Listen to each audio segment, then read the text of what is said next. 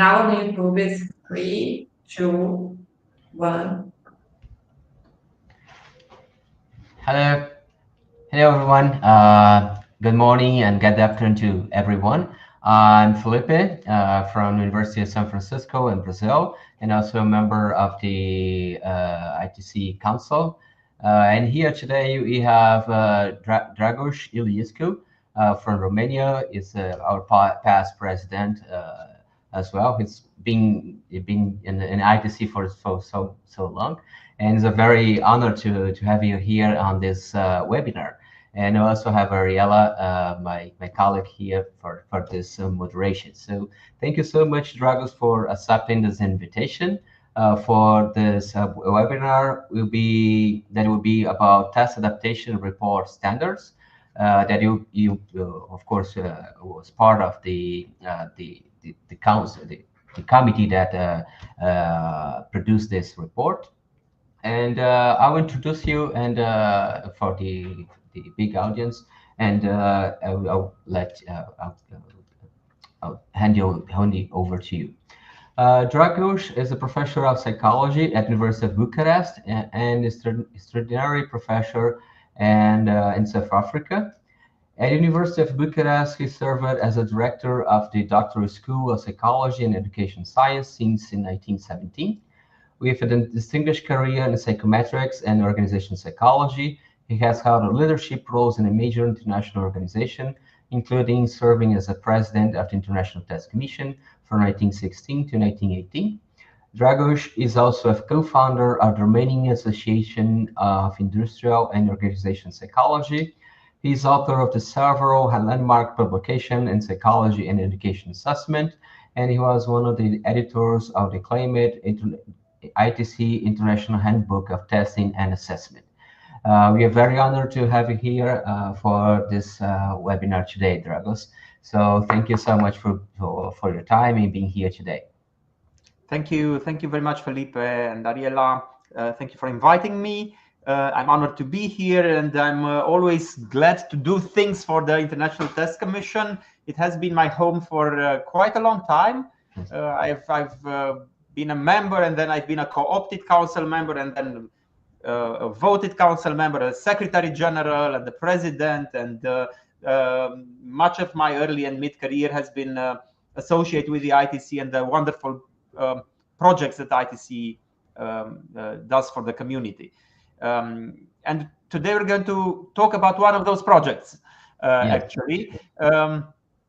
Specifically, your invitation was addressed to me because I was the chairperson of the committee that authored the TARES reporting standards, the test adaptation reporting standards. And so if that was the invitation, this is what I'm going to honor, obviously. So I'm going to talk today for about probably 45 minutes or something like this, around 3/4 of an hour, about the test adaptation reporting standards, the reason behind, why they are valuable, how they look, and how they can be used. And then we are going to take questions. Is it for maybe, well, we're going to take questions and we're going to answer for about 1/4 of an hour. Yeah, so we're going to close by 6 o'clock probably. Great. So as you see, we talk here about how to enhance the transparency of test adaptations. Test adaptation is a big thing. It used to be not that big. It is really an important topic nowadays, with the advent of more refined approaches in how to adapt tests. Also with the development of cross-cultural psychology, we understand more and more that the test can be just taken, translated, and used.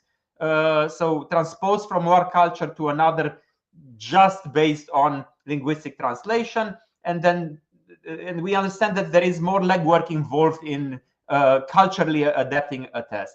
So we call that thing not test translation, but test adaptation. It's not test translation anymore, but test adaptation, which is a very sophisticated process, actually. The test adaptation reporting standards cater to this need describe that process, or to help people and force maybe a little bit people to report test adaptation processes in ways that make sense, in ways that are transparent. So this is what we are going to talk about today. Now, taking one step back and focusing out from test adaptation, focusing, if you wish, on reporting standards more. I would argue that reporting standards are important. We didn't used to have them around in the 70s or 80s, or even 20 years ago, not so much, but we do have them around now, because we do understand that this is a way of self-organizing for the scientific community, in which we enhance the transparency and the replicability of our reports, of our research, our manuals, and so on. And the big problem is that test adaptations oftentimes lack sufficient documentation. So yes, we know that test adaptation is not translation anymore. Various people for various tests in various countries use more sophisticated methods than used to use.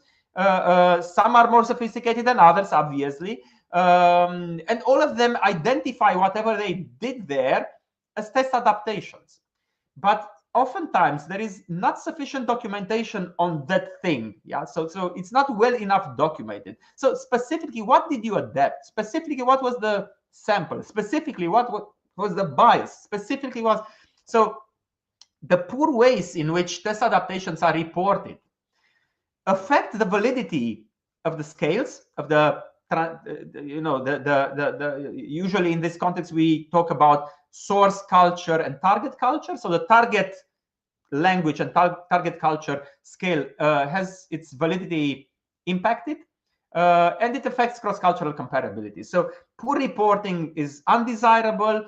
Of course, there are many ways in which we can encourage and enhance poor reporting, but having an explicit standard that people, communities, journal editors, thesis supervisors, universities, and so on will adhere to is also one of the various tools that can be used to that extent. So reporting standards really matter. And we do have several examples in science of reporting standards. One, basically you will find reporting standards in two in two ways, in two areas. We have the Equator Network first, enhancing the quality and transparency of health research. That's the Equator Network. It's an acronym, and you have the link there. And we have the APA, the American Psychological Association, JARS, the Journal Article Reporting Standards. And you also have the link there. And if you look at an Equator Network, you have all kinds of reporting standards for all kinds of research designs. So for example, if you have a randomized trial, you should use the consort standard. If you have an observational study, you should use the Strobe standard. If you have a systematic review or a meta-analysis, you should use the PRISMA statement, the PRISMA standard, and so on and so forth. Case reports, qualitative research, all kinds of designs that you could have are nowadays tributary to reporting in a specific way.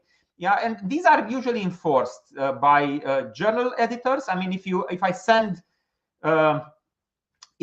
meta-analysis to a journal and I don't have the PRISMA flowchart and I don't have the reporting in the way that the PRISMA statement forces me, obliges me to do, I'm probably going to be desk rejected. It's that kind of thing. So they are kind of obligations nowadays. You find the same thing in the APA, the Journal Article Reporting Standards, and in the APA, on that website you will find a number of standards for qualitative research and fewer for qualitative, and even fewer for mixed method research. But anyway, they are a nice tradition nowadays. We do understand why they are needed. They are needed, first of all, to systematize in a way the way that specific studies are done in such a way as to enhance transparency, replicability, and secondary usage of that data. They also act as guides, and we will talk about how much we can be guided, how valuable they are to guide actually research and the way you do reports. So they're not just an imposition. It's not just that somebody wants you to only report in this way. It's because this also helps you. Great. Now, the problem in test adaptation is that a lot of people do test adaptations, and I could give all kinds of examples. So test adaptations are conducted and delivered for all kinds of reasons. Sometimes it's for commercial usage, and then you have test publishers or testing agencies adapting usually English language tests to another culture. Sometimes it's for research purposes.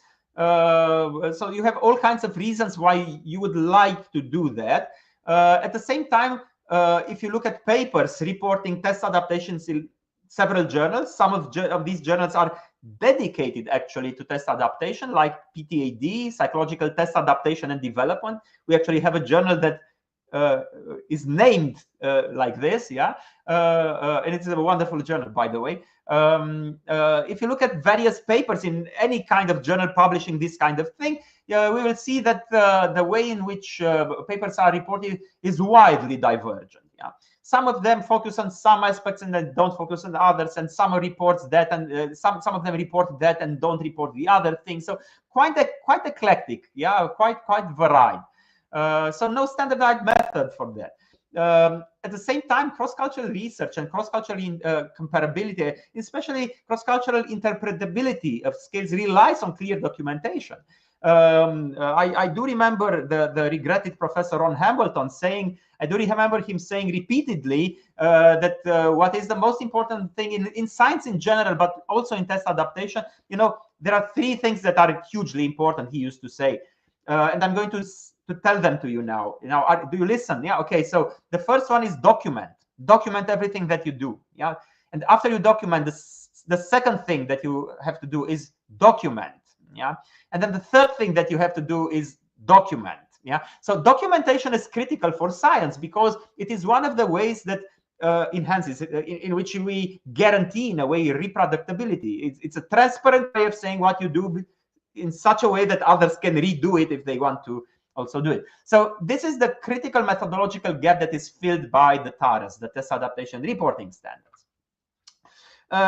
So just a few words now. So this was the problem. This was the gap that we tried to fill in.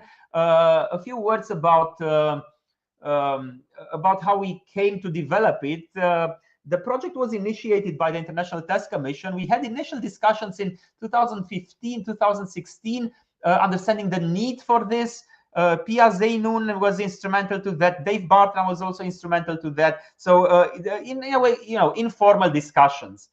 And then during the pandemic lockdown, we had a lot of time, So we formally commenced the project in 2020 after the pandemic, yeah, and we had a little bit of time to work on that. We created an international panel of experts that was chaired by me, but spearheaded also by Professor Dave Bartam and Pia Zeinun, and a number of other esteemed colleagues were on this panel. Matthias Ziegler from Humboldt in Berlin, Paolo Elojoa from the Basque University in San Sebastian, Donostia, Steve Sirecci from Amherst, Massachusetts,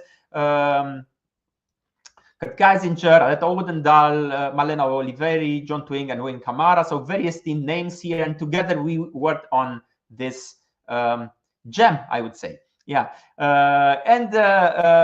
It took about 4 years. We finalized it at the end of 2023 after multiple public consultations, pilot testings, and so on and so forth. And we obviously, there is no way to proceed with this kind of a humongous, larger-than-life project without, standing on the shoulders of giants, so to say. Yeah? So we were inspired by work done by other teams and other work groups with other occasions. We were inspired by the test review model of the Board of Assessment of the European Federation of Psychologists Association. Yeah. So the FPA Board of Assessment has a test review model, which is just now under revision. It wasn't under revision there, and it's a very well-known document, and that served as inspiration. Secondly, A number of editorials served as inspiration. I'm not going to cite my own editorials here, but one of the most influential was Matthias Ziegler's editorial in PTAD, in Psychological Test Adaptation and Development. He was the founding editor of that journal, and he has a superb editorial on how papers are structured and why. How papers should be structured, he actually implied here. If you want to submit a paper to this journal and want it accepted, you should structure your paper in this way. And this was published as his initial, his first editorial in the first issue, first volume of this journal. So this was also inspirational. Then we have a number of papers analyzing something that many scientists have been complaining in this domain, in cross-cultural psychology, test adaptation, test development, psychometrics for a while now, that there is a chasm between psychometric theory and psychometric practice. So we learn something in school and we say, no, this is good practice and a good psychometrician should do this. You should test your model through confirmatory factor analysis, confirmatory methods, usually not exploratory methods. And then if you open a test manual, even very, very new test manuals, published in 2024 or spring of 2025, you still find the exploratory analysis and not the confirmatory one there. And this is just one example, but you see so many things. You should not rely on the Cronbach alpha as an indicator of unidimensionality, because it is not an indicator of unidimensionality. And it's still in most test manuals nowadays, you see Cronbach's alpha reported and interpreted as an indicator of unidimensionality, and so on and so forth. So you have something that is good psychometric theory, and you learn about it in journal papers and in handbooks, and you learn about it in school. And then if you look at the psychometric practice, that's very different, and they are not on par with each other.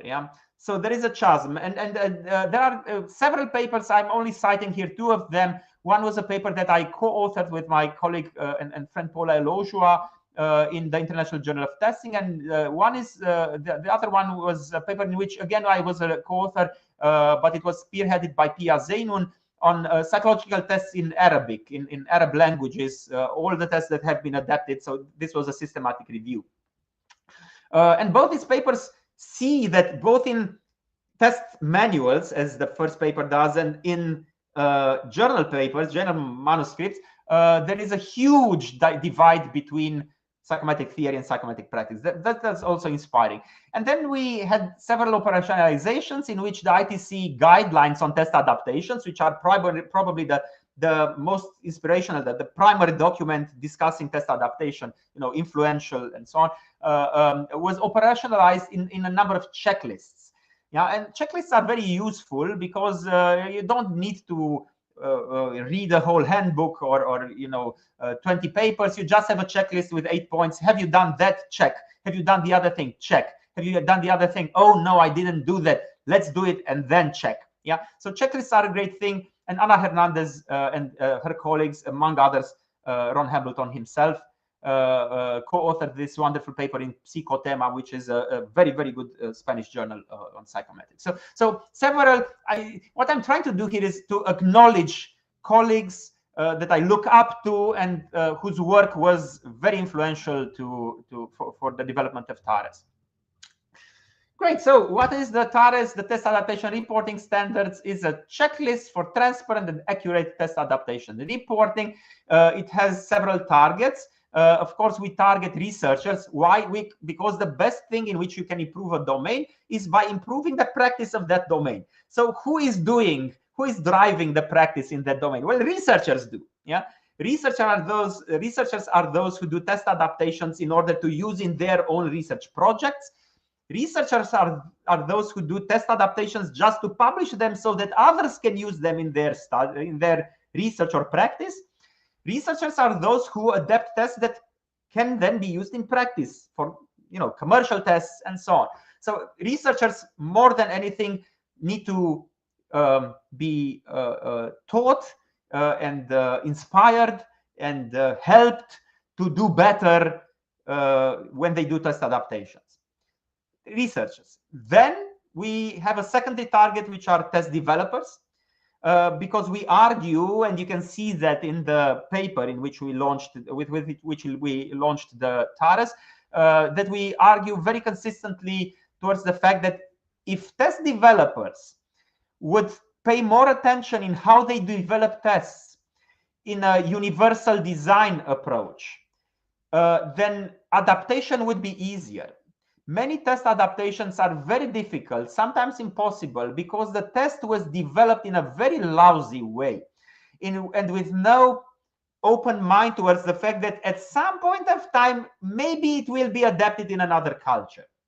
I mean, if I develop a test in Romanian language with no horizon, no cognitive and intellectual horizon, you know, opening towards the fact that it may be adapted, maybe in 10 years from now, maybe it will be interesting for my Chinese colleagues, then most likely I'm not going to take into account things that are important for the Chinese culture. But if I develop a test that I want to be used in several cultures, I would be well inspired to develop it in a universal design approach. So in such a way that it is, okay, maybe it needs separate norms for separate cultures, but at least I will take into account in the very design, at the very design stage of the development of the test development process, the fact that some things are not appropriate in some cultures, or yeah, you know, so the test is more likely to be easily adapted. Yeah. Okay, so this is also a target, test developers. And then we have a tertiary target, editors. How can you force researchers to adhere to, you know, to do things the right way? Well, the gatekeepers are the editors and the reviewers. Reviewers for journals and editors, more than anything, are gatekeepers. I mean, and there are journals that said, you know, we adopt the TARES. If you will submit a paper to this journal and you don't follow the TARES, don't bother submitting it, yeah, because it's going to be desk rejected. Yeah, reviewers also do that. Yeah, so if they receive a paper, they will review it based on the precepts and the obligations, you know, notified, depicted by the TARES. Okay, and of course test publishers and so on and so forth. So many targets, but researchers are the primary target. And of course it is applicable to all kinds of test adaptations. You can use based on the, you can use the TARES and you work based on it for a journal paper, a manuscript, yeah, for a technical report, for a test manual that is published commercially, and for any other kind of test adaptation. It does support open science and reproducibility. And what is most important for me, at least, is that it's not just an imposition.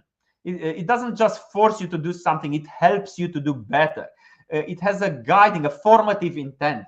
When you use it from the very, you know, from the stage of manuscript preparation, it helps you to prepare your manuscript better. It shows you what you missed. Yeah, you should say a few words about that. You should have a paragraph about the other. Yeah, and then your whole paper is going to be better rounded up. You know. Okay, so it's not just, that's something that I really want to drive home. It's not just an imposition. It's a nice thing. It really helps you to do better. Yeah, and I dare say that all of us who play this game want to do better. Genuinely are genuinely interested in doing better. Okay, so let's get to the structure then. This is the structure of the TARES. It has 11 sections and 43 items. So if you want to talk about those things that need to be checked, there are 43 items that need to be checked, and they are heaped, you know, into 11 sections. And it's better probably to talk about the sections here. So these are the 6 sections. Some of them have different subsections. So and these are the items, yeah. And the items have the, you know, section 1, it has item 1A and 1B, and section 6 has item 6A and 6B, and so on and so forth. So it's quite self-explanatory here. But just to walk you very, very quickly through the sections, title and abstract. We have a recommendation about the title, one about the abstract. The introductory section needs to define the test. the intended population, the purpose and intended use of the test, to say something about the copyright of the test, the need for that adaptation. I mean, is there actually need for that adaptation or not? So things that you have to put in the introduction. Then you have a method section in any paper in which you have 3 subsections. Talk about the translation, where you will talk about the translators, the translation design, and the similarity and suitability of test components. I mean, when you do the translation, you don't just translate the items, maybe you also translate the rubrics, and other components of the test, test reports, and other components. You have to discuss how similar or suitable they are or need to be translated. Then you will have to talk about the materials, the stimuli, instructions, and scoring rubrics, and the manual, and the test reports, and the materials, and so on. You have to talk about the participants and the sample, which is also part of the methods. I'm going to go into more detail into all these in a minute. Yeah. So methods, which means translation, materials, and participants. And then you have the results section, where we need to talk about equivalence in its various forms: construct, method, item, equivalence, the limits of equivalence, and solutions for non-equivalence. So equivalence is important. Reliability, the reliability of the test, the validity of the test based on the 5 sources of validity that are defined in the joint standards. You will have to talk about the norms, the norming procedure, and the norm tables. And then there is discussion sections that should touch on these points, and a number of supplementary materials that are quite business as usual in a way, if the study was pre-registered in any way and if funding was provided by anyone.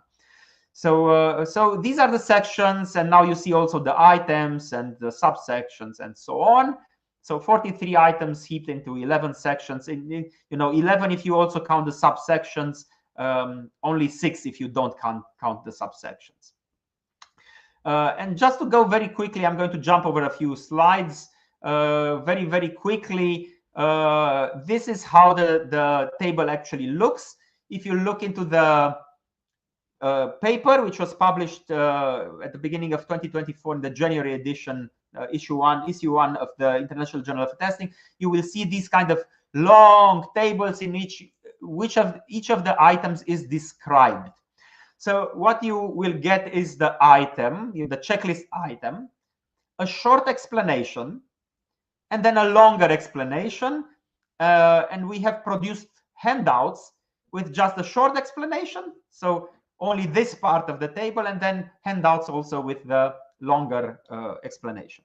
So the short ones can serve as memory aids, if you wish. And the long ones you can use them when you're really into writing your paper and then you want to look at the nitty-gritty details there. Okay, so I'm going to try. We're not going to have extremely much time, just 1/4 of an hour still to go. So I'm not going to have a lot of time to look into all these things. Oops, it didn't scroll. Damn it, it didn't scroll. Okay, this is how you look, how the abstract looks. Okay. Apologies. I clicked on this and it didn't scroll. Okay.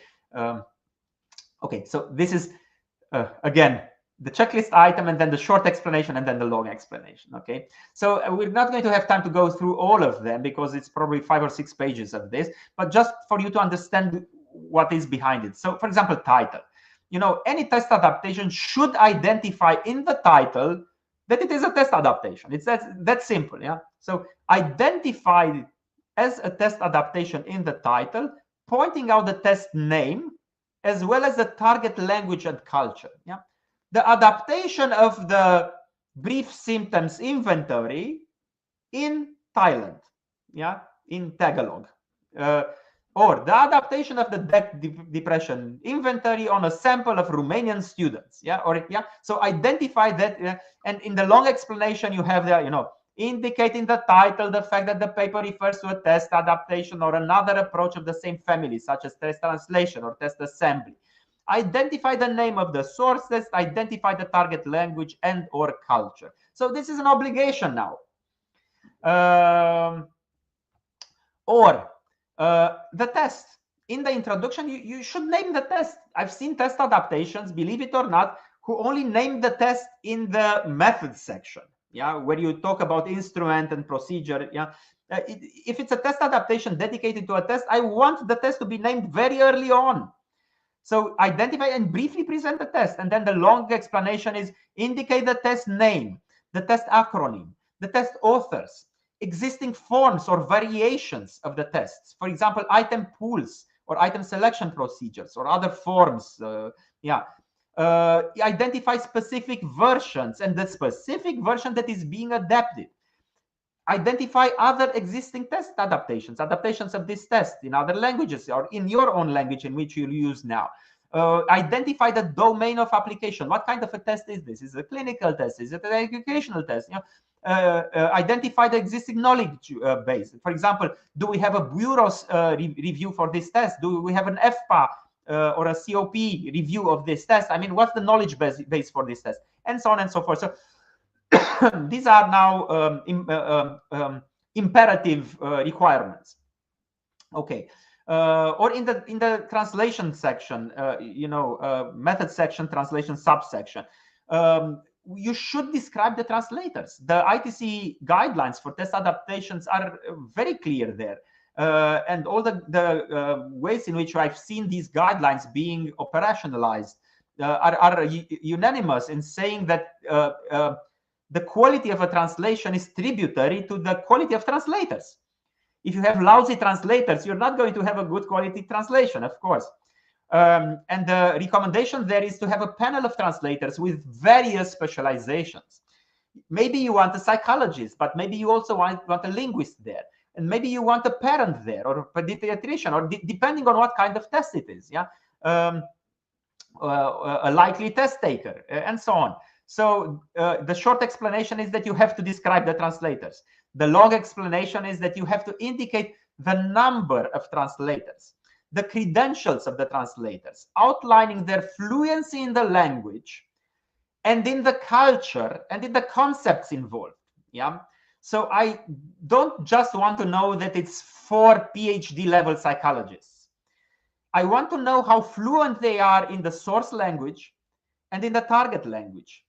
If you translate English language test into Brazilian Portuguese, I want to know that the translators are fluent, native speakers of Portuguese, especially Brazilian Portuguese, because you know there are differences from Portugal Portuguese, okay. But also that these translators are fluent, maybe native or as close to native as possible speakers of English language. Otherwise, you oftentimes get in your test idioms. I mean, I don't know. I'm not a happy-go-lucky person.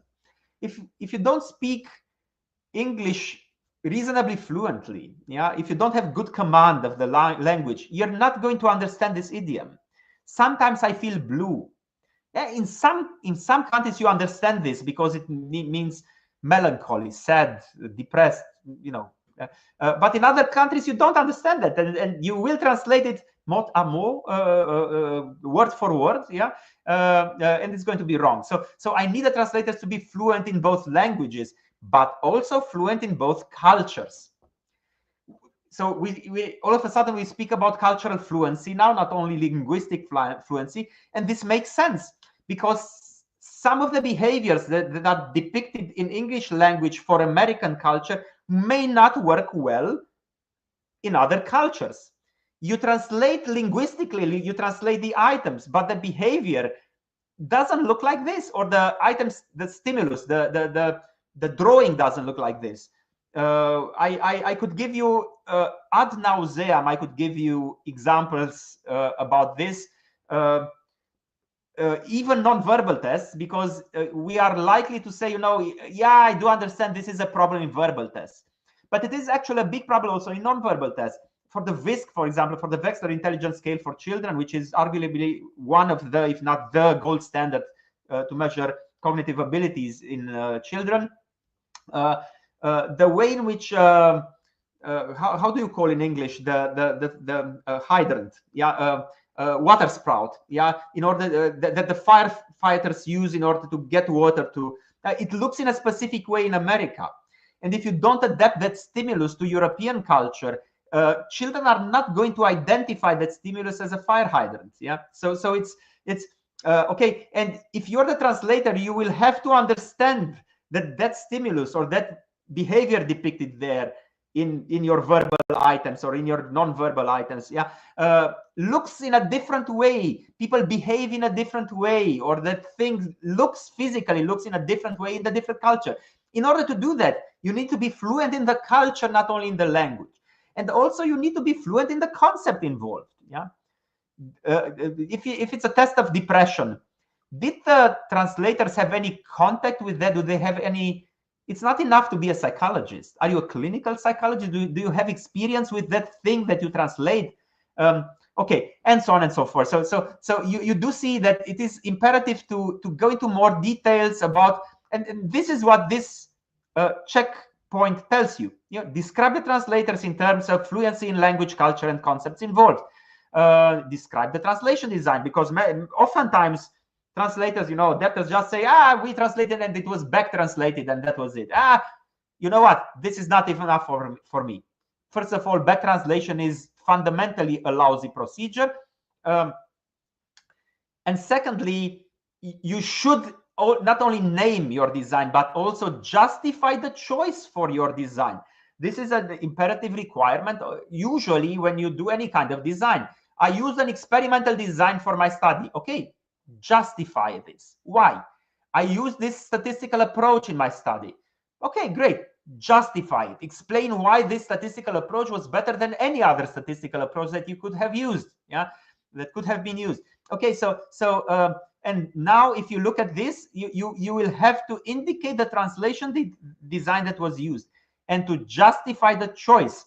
You should describe the procedure in detail, including all steps, all the verifications, and all the checks conducted. You should acknowledge any limitations in the approach taken. You wouldn't believe the humongous quantity of test adaptations that just offhandedly throw in there in 2 words the fact that it was a back translation, and we don't understand anything about specifically how that back translation was conducted. There are dozens of ways in which to conduct a back translation. And then you see in the manuscript that the authors have no representation of the limitations of the back translation approach. Yeah? So all of a sudden you force now the researcher to be aware of those limitations and to write them there. Yeah. Okay. And so on and so forth. Going on to sample size, sample collection procedure, sample composition, because oftentimes non-equivalence bias is method. It's not construct equivalence, it's method inequivalence. Yeah, misalignment. So what I'm trying to say here is that the original structure was developed or demonstrated on a sample of let's say educated people, and now all of a sudden you collect data in your country on a convenient sample of people who are less educated, and this divergence in sample composition between the source language and source culture test and the target language test may be actually the basis for your inequivalence. And so sample relevance is also important. Then you will have to focus on construct equivalence and provide evidence for construct equivalence, for method equivalence and item equivalence, explain the limits of equivalence, outline solutions for a non-equivalence. One of the solutions, the solution of choice usually is well, I'm not going to go into those. There are details there. Yeah. Anyway, sometimes you don't have equivalence. Yeah. You have partial equivalence. Yeah. This is the solution of choice usually, but it's not the only solution to address a non-equivalence. Yeah. Okay. And so on and so forth. You see that we adopted the APA joint standard approach on the 5 sources of evidence, of validity evidence. Based on test content, on response processes, on internal structure, on relations to other variables, and on consequences of testing. Usually 8D and 8E are those who are which are most often used. We do prefer as psychometricians 8D, validity evidence based on internal structure, because we know to do nice things with the data.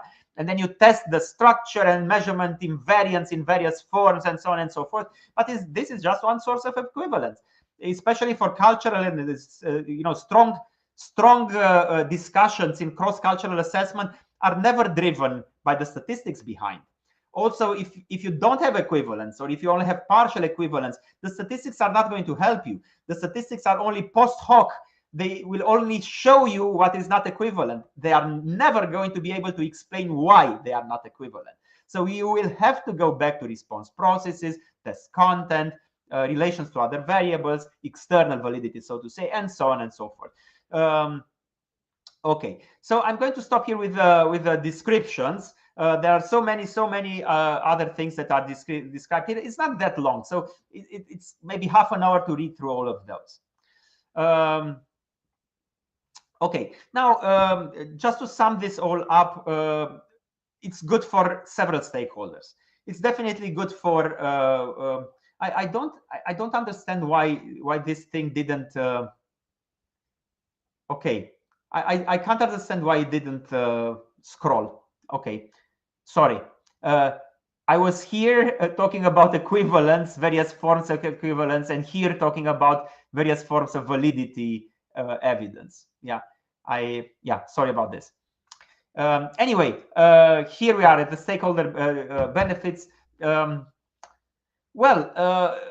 It's a good thing for several stakeholders. The most important here are researchers, of course. It's structured guidance. I would have loved, when I was in my early career and publishing a lot of test adaptations, I would have loved to have this, because it guides me in what I have to write.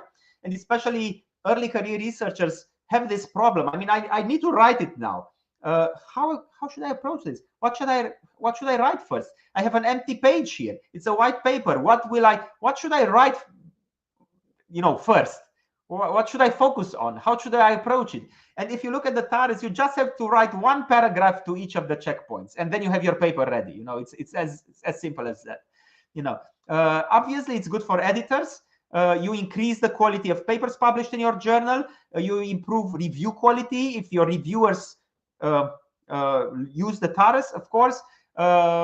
It's good for practitioners because it gives them more confidence in the adapted tools.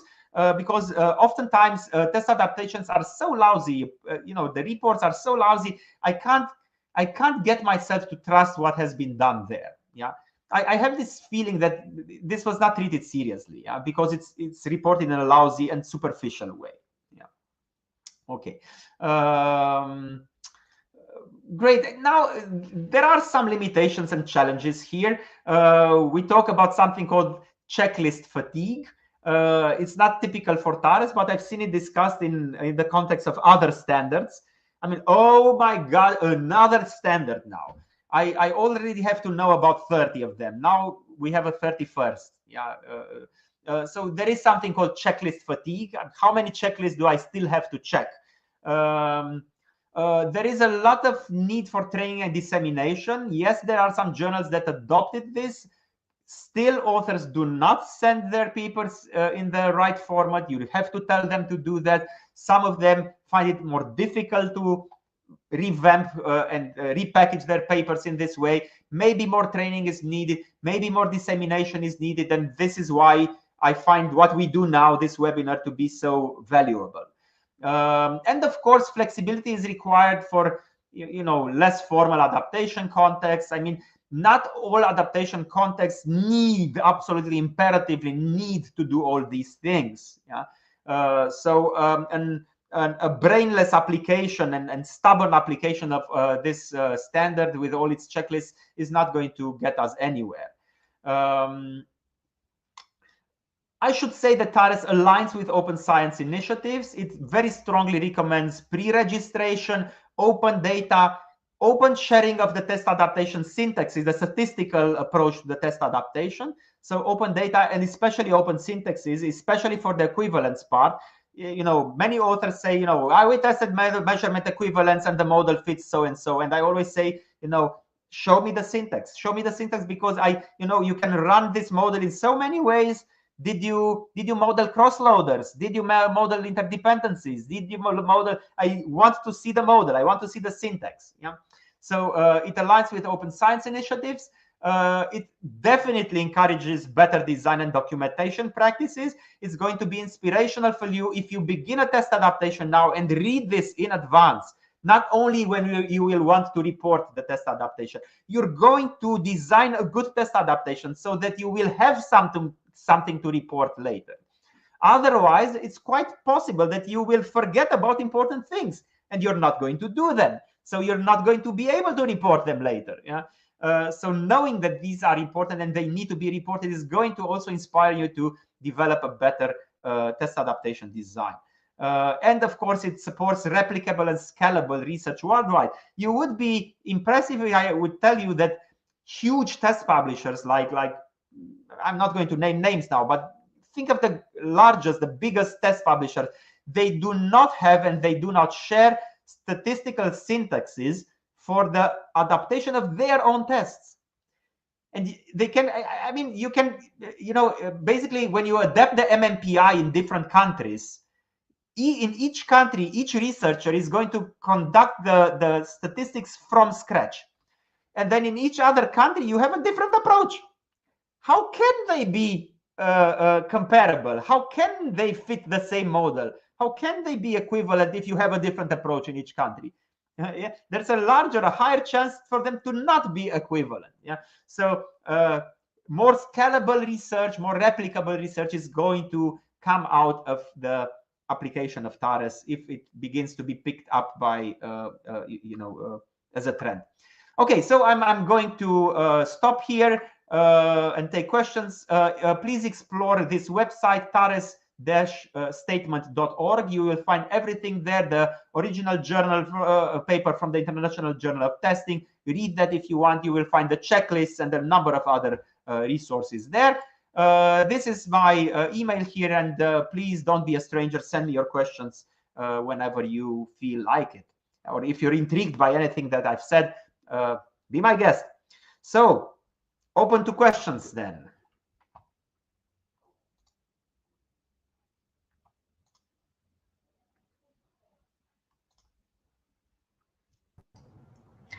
Hi, Dragos. Thank you so much for your outstanding presentation. For sure, is a special problem for all the. Sorry, I'm doing my feedback on YouTube on another computer and no some echoes on my phone. I'm so sorry about. But again, thank you so much for being here today.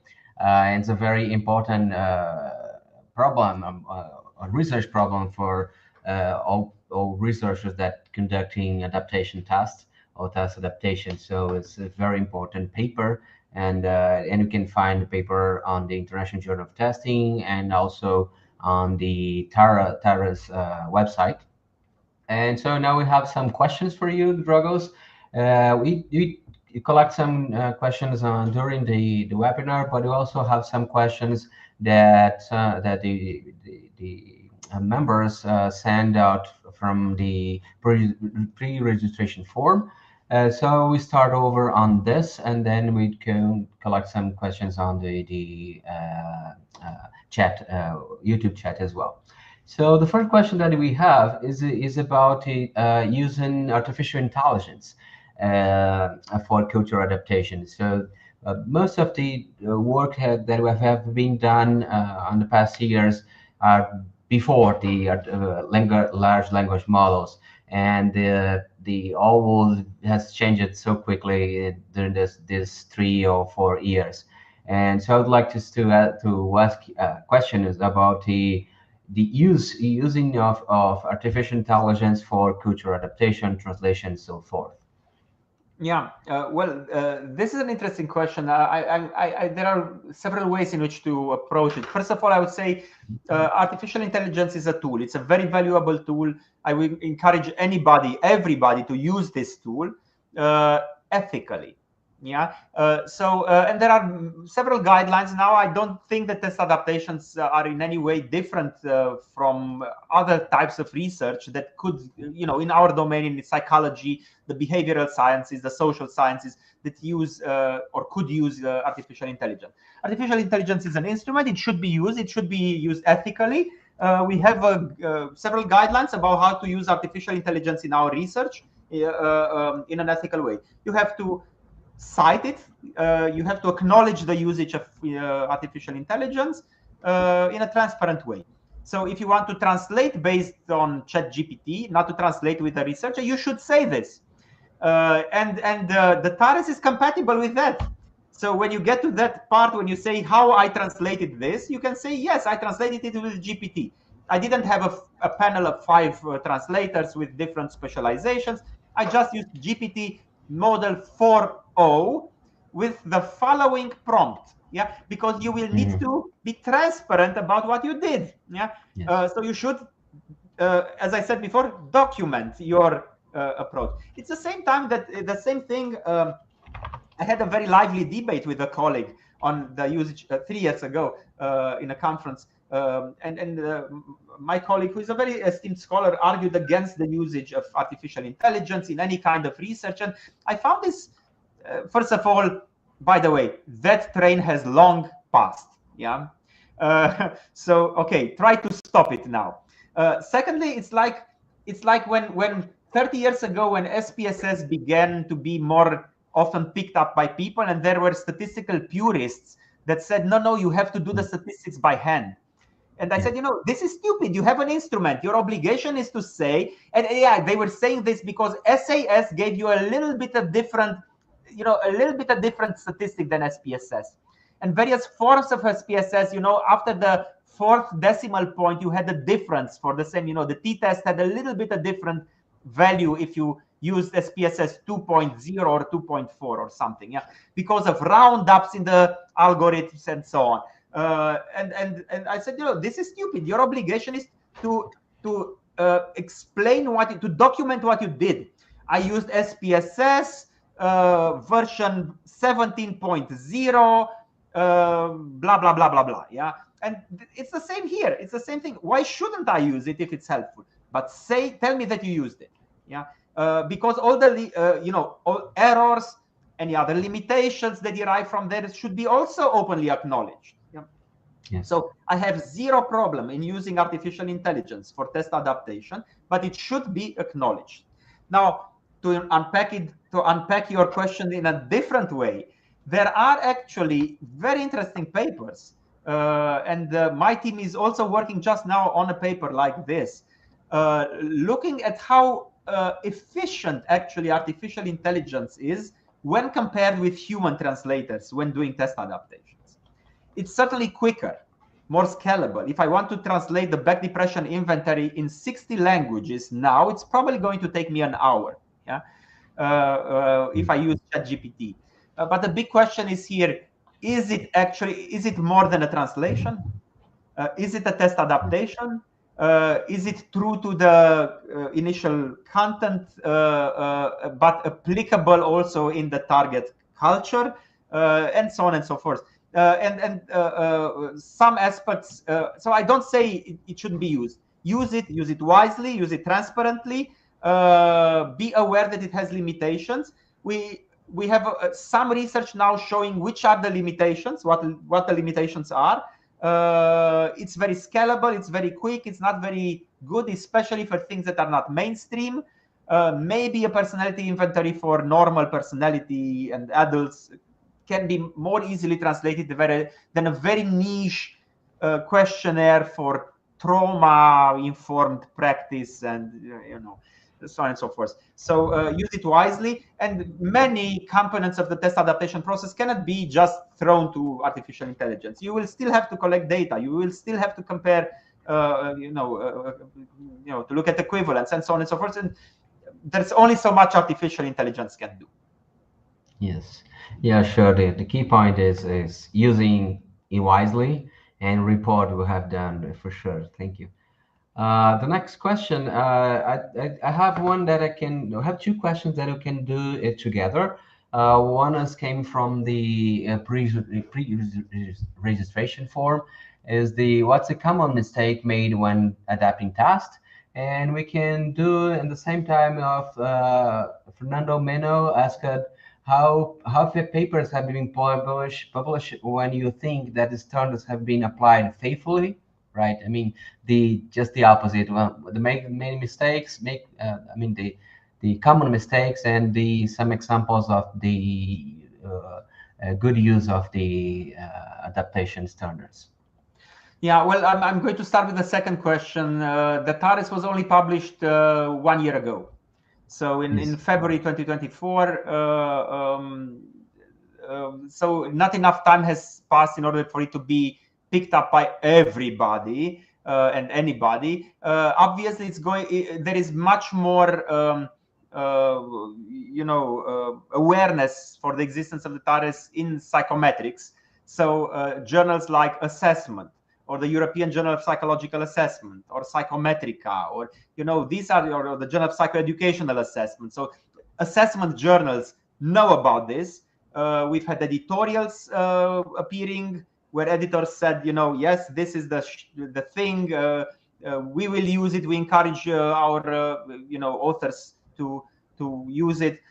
We had a paper in Nature and a comment in Nature, and the paper, a very nice paper in Nature Communication Psychology, discussing the TARES. So it has been picked up also by mainstream and very high level science, which is a great thing. I mean, no, Nature is the journal. Yeah. Okay. So there is awareness, but in other journals there is not so much awareness. I mean, I've seen test adaptations published 2 or 3 months ago in a clinical journals where they were just as lousy and they didn't use the TARES. Yeah.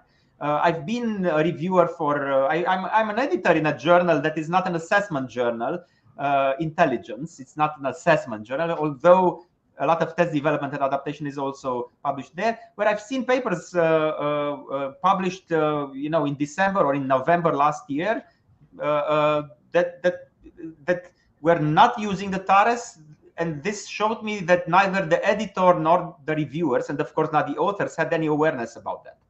Yeah, so it's going to be more difficult going in order for it to be picked up. It's going to be slow going in those domains where psychometrics is just one instrument, not the main, the main interest. What are the biggest mistakes? I would say my biggest mistakes were always made in the context where I didn't linger enough time in the design and preparation phase.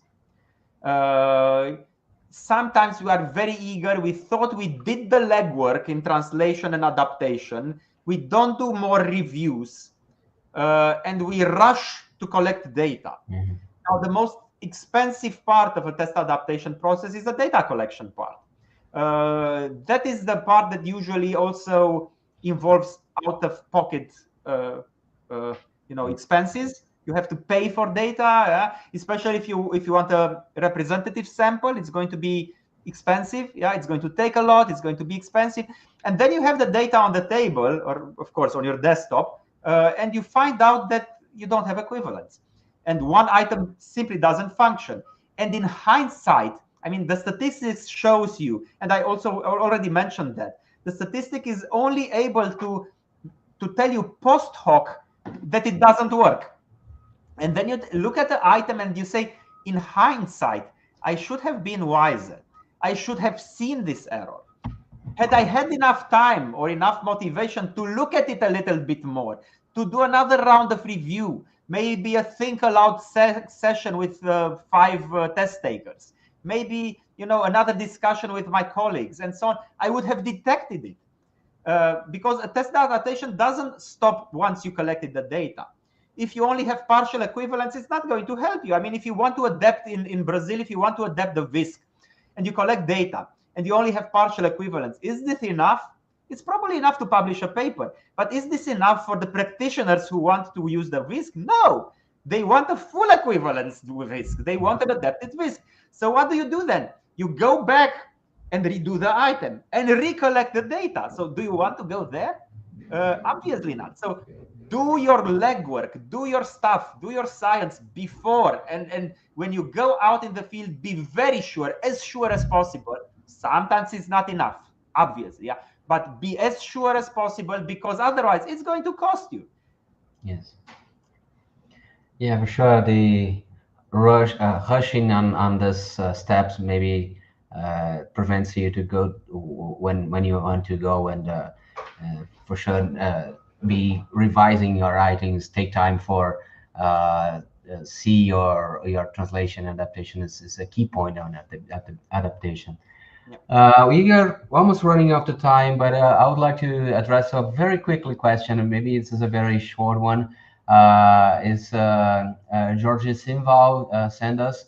Have you thought about creating a TARES variation for reporting the development of a new instruments rather than adaptations, right? Yeah, we never thought about this. How do you report this development process? No, we didn't think about this, but it's an interesting challenge. And I'm not on the ITC Council anymore. I'm a fellow of the ITC, and I'm eager to get involved in any ITC project. But Felipe, you're in a much better position to propose that project to the ITC Council now, and then, you know, pick up the flag, and you know how they say, Braveheart, baby, follow me. I would be honored to work together with you or other colleagues in developing that. Yeah, it's for us that we do a lot of adaptation is always a question: should I adapt an existing test, or should I build up a new one from scratch? I mean, take the same theory, take the same purpose of the measure, but construct a very fitted instrument for that culture. Is a question to always ask you. Okay, thank you so much. We're running out of time. It was a very pleasure to have you here, Dragos. Dragos, this morning for me, this afternoon for you, and we are very glad for the this publication of the standards for reporting adaptation. For sure, is a very useful tool for our researchers, and being here will be very helpful for using this approach as well. For those that are following us on YouTube and our social medias, we have another section, webinar section on June, and Professor Fun will be our host, and she will speak about indigenous approach for testing and assessment. So stay tuned for the next webinar, and thank you so much for being here today. Have a nice weekend and nice day as well. Thank you so much. Thank you, Felipe. Bye-bye, everybody. Bye-bye.